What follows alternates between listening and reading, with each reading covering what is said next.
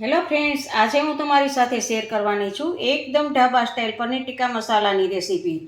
આ પંજાબી શાક એકદમ ટેસ્ટી અને ચટાકેદાર છે। પરોઠા કે પછી નાન સાથે ખાવાની ખૂબ જ મજા પડે છે તેવું આ શાક બનાવવાની રેસીપી શરૂ કરીએ। નવી રેસીપી શીખવા માટે નીતાબેન કુકિંગ ચેનલને સબસ્ક્રાઈબ કરો અને સાથે બેલ આઇકનને જરૂરથી પ્રેસ કરો નવા વિડીયોને સૌથી પહેલાં જોવા માટે। એકદમ ઢાબા સ્ટાઇલ પનીર ટીકા મસાલા બનાવવા માટે મેં અહીંયા 3/4 કપ જેટલું દહીં ચાળણામાં અડધો કલાક પહેલાં આવી રીતે ચાળણામાં રાખેલું હતું, જેથી કરીને બધું જ પાણી દહીંમાંથી નીકળી જાય। તમે જોઈ શકો છો આ દહીંમાંથી બધું જ પાણી નીકળી ગયું છે। હવે આપણે આ દહીંને એક વાસણમાં લેવાનું છે। તો આ દહીંને આપણે એક વાસણમાં લીધું છે। તો સૌથી પહેલાં આપણે એમાં અડધી ચમચી આદુની પેસ્ટ એડ કરશું અને અડધી ચમચી આપણે લસણની પેસ્ટ એડ કરશું। અડધી ચમચી લાલ મરચું પાવડર લઈશું। મેં અહીંયા કાશ્મીરી લાલ મરચું પાવડર લીધું છે, જેથી તેનો કલર સરસ આવે અને તીખાશ ઓછી હોય છે। જેમાં અડધી ચમચી ગરમ મસાલો એડ કરશું, 5 ચમચી આપણે હળદર એડ કરશું અને સ્વાદ પ્રમાણે નિમક એડ કરશું અને 1 ચમચી આપણે લીંબુનો રસ એડ કરશું। હવે મેં અહીંયા 1 મોટી ચમચી શેકેલા ચણાનો લોટ લીધો છે। ચણાનો લોટ મિક્સ કરવો ખૂબ જરૂરી છે। બધા જને સારી રીતે આપણે મિક્સ કરી દેવાનું છે। મસાલા સાથે આપણું દહીં સારી રીતે મિક્સ થઈ જશે। અહીંયા મેં 1 કપ જેટલા પનીરના ટુકડા લીધા છે, જે વજનમાં 100 ગ્રામ છે। એમાં આપણે આ દહીંમાં એડ કરશું અને સારી રીતે કોટ કરવાનું છે। તમારે જો ઘરે જ પનીર બનાવવું હોય તો પનીરને કેવી રીતે બનાવવું તે મેં લિંક મૂકેલી છે અને તે જોવા માટે આઈ બટન પર ક્લિક કરજો। અને જુઓ આપણે આ બધું જ પનીરને આવી રીતે આમ કોટ કરશું અને સાથે આપણે વેજીટેબલ 1 કપ જેટલા લીલા કેપ્સિકમ છે, એના મોટા મોટા પીસ કરેલા છે અને એક મીડિયમ સાઇઝની ડુંગળી છે, એના પણ મોટા પીસ કરેલા છે। તો આ વેજીટેબલ્સ ને પનીર બધું જ સારી રીતે આપણે આમાં કોટ કરી લેવાનું છે દહીં સાથે। તો જુઓ તમે જોઈ શકો છો કે હું કેવી રીતે આ કોટ કરું છું। બધું જ ચમચીની મદદથી આવી રીતે આમ આપણે બધું જ કોટ કરી દેશું। તો તમે જોઈ શકો છો કે આપણું પનીર અને વેજીટેબલ સારી રીતે દહીં સાથે આપણે મિક્સ થઈ ગયું છે। તો હવે આપણે આને રેફ્રિજરેટરમાં 1 કલાક માટે સેટ થવા માટે રાખી દઈએ। તો હવે 1 કલાક થઈ ગઈ છે અને જુઓ આપણે ફ્રીજમાંથી કાઢી લીધું છે પનીરને અને સારી રીતે સેટ થઈ ગયું છે। તો હવે આપણે આને ફટાફટ આપણે રોસ્ટ કરી લેવાનું છે। તો ગેસ સ્ટાર્ટ કરી અને એની ઉપર એક નોનસ્ટિક મેં તવો લીધો છે। તમે કોઈ પણ પેન પણ લઈ શકો છો અને એની ઉપર આપણે 2 ચમચી જેટલું તેલ પાથરશું। જુઓ તેલ બધે જ ફેલાવી દેવાનું છે અને એની ઉપર આપણે આ પનીરને રોસ્ટ કરવા મૂકવાના છે। જો આવી રીતે બધા જ વેજીટેબલ્સ અને પનીર આપણે રોસ્ટ કરશું, પાથરી દેવાનું છે આમાં। જ્યારે રોસ્ટ કરતા હોય ત્યારે મીડિયમ ટુ સ્લો ગેસ જ આપણે રાખવાનો છે અને મીડિયમ ટુ સ્લો ગેસની ફ્લેમ ઉપર જ આપણે રોસ્ટ કરવાના છે, નહીંતર આપણું પનીર બળી જશે।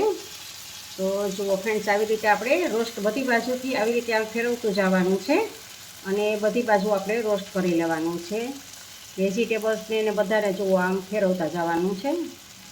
તો પનીર રોસ્ટ થતા હોય ત્યારે આવી રીતે આમ કાંટા ચમચીની મદદથી આવી રીતે આમ બદલાવતા જવાનું છે, ઉપર નીચે કરતું જવાનું છે, જેથી કરીને નીચે પણ થઈ જાય અને ગોલ્ડન કલરનો થાય ત્યાં સુધી જ આપણે રોસ્ટ કરવાના છે, એકદમ બાળી નથી નાખવાનું।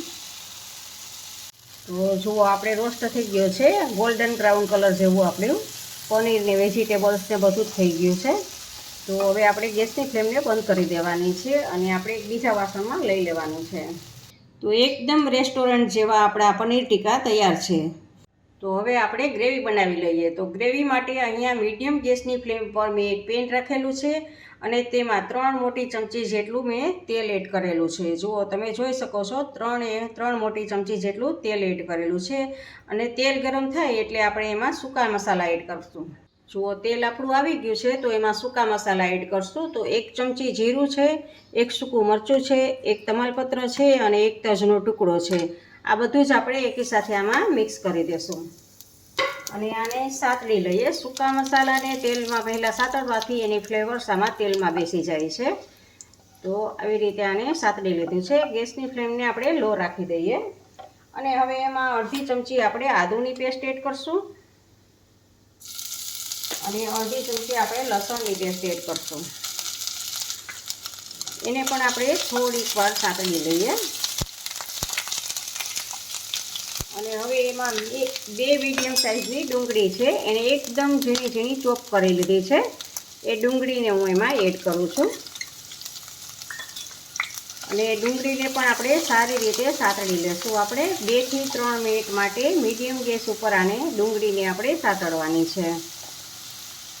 જુઓ 2 થી 3 મિનિટ થઈ ગઈ છે અને મીડિયમ ગેસ ઉપર જ આપણે ડુંગળીને સાતળેલી છે. તો આપણી ડુંગળી હવે સતળાઈ ગઈ છે. તો ગેસને સાવ લો કરી દેવાનો છે અને હવે આપણે એમાં મસાલા એડ કરશું.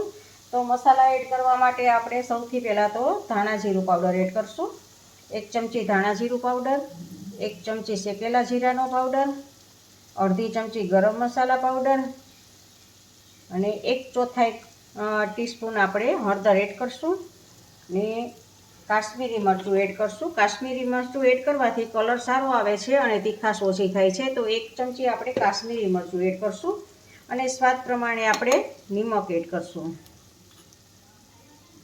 તો આ બધું જ આપણે મસાલા એડ કરી અને હલાવી લેવાનું છે. સારી રીતે આપણે મિક્સ કરી દઈશું મસાલાને ડુંગળી સાથે આપણે. તો જુઓ તમે જોઈ શકો છો કે આપણા મસાલા બધા જ ડુંગળી સાથે મિક્સ થઈ ગયા છે અને મેં ગેસની ફ્લેમને સાવ લો રાખેલી છે. તો મસાલા આમાં સતળાઈ ગયા છે. આપણે મસાલાને આપણે ધીમા ગેસે સાતળવાથી આપણે કલર સરસ એવો ને એવો જ રહે છે અને એની ફ્લેવર સારી એવી બેસી જાય છે. અને મસાલા જુઓ હવે આપણા રોસ્ટ થઈ ગયા છે. તો આપણે હવે 3 મીડિયમ સાઇઝના ટમેટાં લીધા છે અને એની આપણે મિક્સરમાં ગ્રેવી કરી લીધી છે. તો એ આપણે ગ્રેવી ટમેટાની 3 ટમેટાની ગ્રેવી આમાં એડ કરું છું અને એને સારી રીતે આપણે હલાવી લેવાનું છે. અને આ ટમેટાની ગ્રેવીને આપણે કૂક થાય ત્યાં સુધી, કાચો ટેસ્ટ બધો જ જતો રહે ત્યાં સુધી આપણે આને સાતળવાનું છે. વચ્ચે વચ્ચે હલાવતા રહેવાનું છે અને મીડિયમ ટુ લો ગેસ ઉપર જ આપણે એને સાતળવાનું છે. હવે આપણે ઢાંકણ ઢાંકી અને 2 થી 3 મિનિટ માટે કૂક થવા દેવાનું છે. હવે આપણે 2 થી 3 મિનિટ થઈ ગઈ છે અને ઢાંકણ ખોલીને જોઈ લઈએ. તો જુઓ તમે જોઈ શકો છો કે એકદમ સરસ આપણી કૂક થઈ ગઈ છે.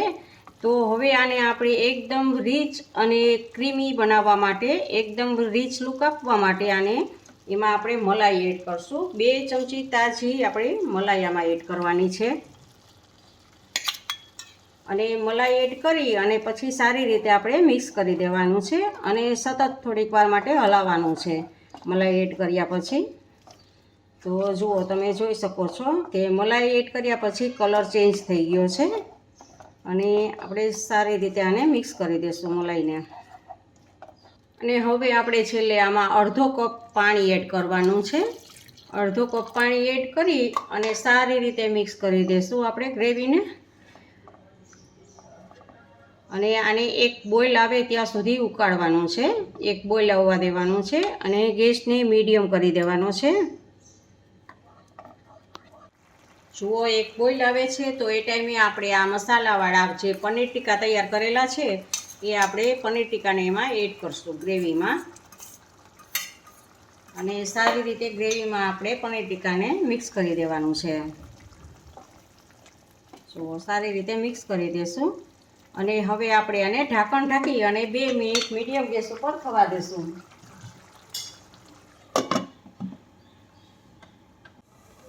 જુઓ 2 મિનિટ થઈ ગઈ છે અને આપણું તેલ પણ ઉપર આવી ગયું છે. જોઈ શકો છો કે એકદમ ઢાબા સ્ટાઇલના આપણા પનીર ટીકા મસાલાનું શાક તૈયાર છે. સ્વાદમાં તો આ શાક ખૂબ જ ટેસ્ટી છે. તૈયાર થયેલું શાકને આપણે એમાં ઉપર કોથમીર એડ કરશું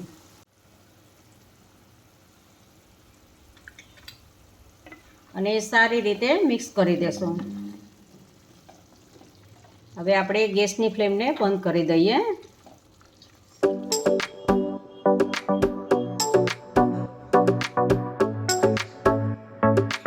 એકદમ ઢાબા સ્ટાઇલ ગ્રેવી અને સ્વાદ સાથે આ પંજાબી શાક બનાવવું ખૂબ જ સહેલું છે.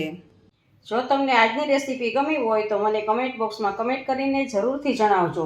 સાથે જ મારા વિડીયોને તમારી ફેમિલી મેમ્બર્સ અને ગ્રુપમાં શેર કરજો અને મારી ચેનલને સબસ્ક્રાઈબ કરવાનું ભૂલતા નહીં. ફરી મળીએ નવી રેસીપી સાથે.